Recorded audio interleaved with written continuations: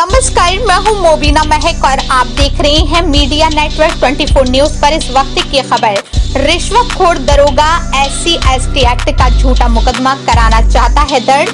शिकायत लेकर DIG कार्यालय पहुंचा अमरोहा निवासी पीड़ित। उत्तर प्रदेश के जनपद मुरादाबाद अमरोहा निवासी शिकायतकर्ता मुजीबुर रहमान पुत्र मोहम्मद यामीन निवासी बाजार त्रिपोलिया अमरोहा ने मुरादाबाद DIG कार्यालय पहुंचकर एक शिकायती पत्र सौंपा है, जिसमें आरोप लगाया है कि निलंबित वासुदेव चौकी इंचार्ज परशुराम पीड़ित के खिलाफ SC/ST एक्ट का झूठे मुकदमे में फंसाने का षड्यंत्र रच रहा है। पूरा मामला बीते कुछ समय पूर्व का है। दरअसल पीड़ित का अपने चाचा से वक्फ की दुकान को लेकर विवाद चल रहा था, जो कि माननीय न्यायालय में विचाराधीन है।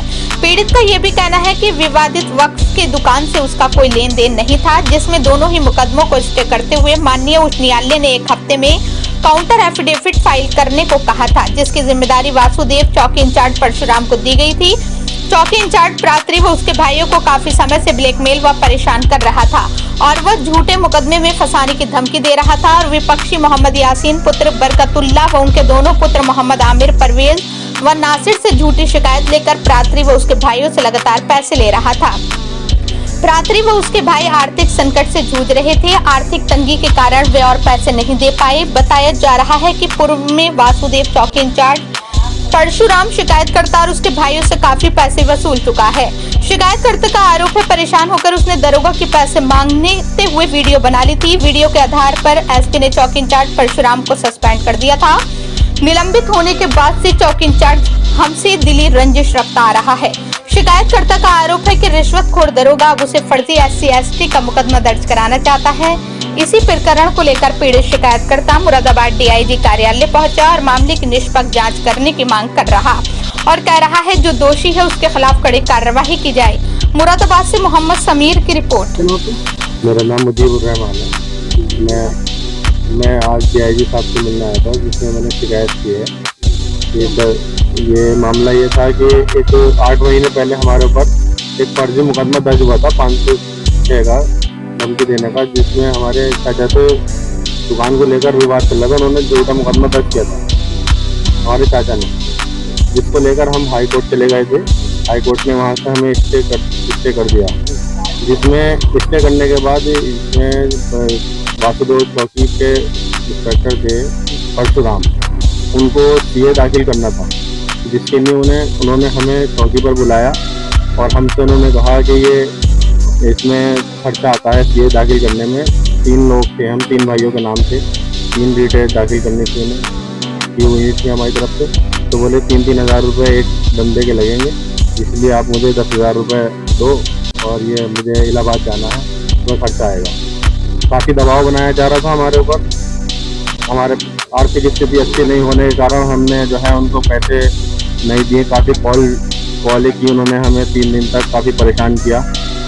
जब हम इस परेशान हो गए ज़्यादा, तो हमने इनकी वीडियो बना ली वही चौकी पैसे मांगते हुए की वीडियो परशुराम दरोगा की हमने वीडियो बना ली, जिसमें ये हमसे पैसों की मांग कर रहे हैं कि CA दाखिल करना है मुझे, उसके लिए मुझे पैसे चाहिए। तो उसमें फिर उसके बाद हमने इनके SP साहब से शिकायत की, जिस पर उन्होंने संज्ञान लेते हुए इनको सस्पेंड कर दिया। उसके बाद से ये हमारे पर रंजिश रख रहे थे और हमें धमकियाँ दे रहे थे। ये वासुदेव चौकी अमरोहा नगर में जी सस्पेंड चल रहे हैं पुलिस लाइन में।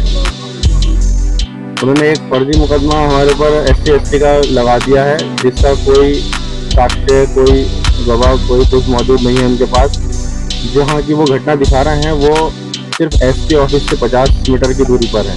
क्या पुलिस इतनी वो हुई है कि 50 मीटर की दूरी पर इन्होंने इन्होंने पुलिस बुलाई, ना इतनी वो है कि कोई कार्रवाई उस दिन नहीं करी।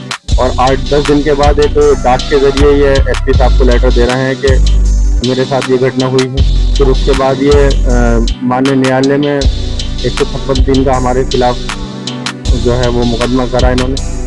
उसके बाद फिर सस्पेंड होने के बाद उन्होंने सब ये किया है। आज हम इसी को लेकर DIG साहब से मिले हैं, जिस पर उन्होंने हमें SP साहब से वार्ता करके हमें आश्वासन दिया है कि हम इसमें जांच कराकर जो है वो दोषी के खिलाफ कार्रवाई करेंगे।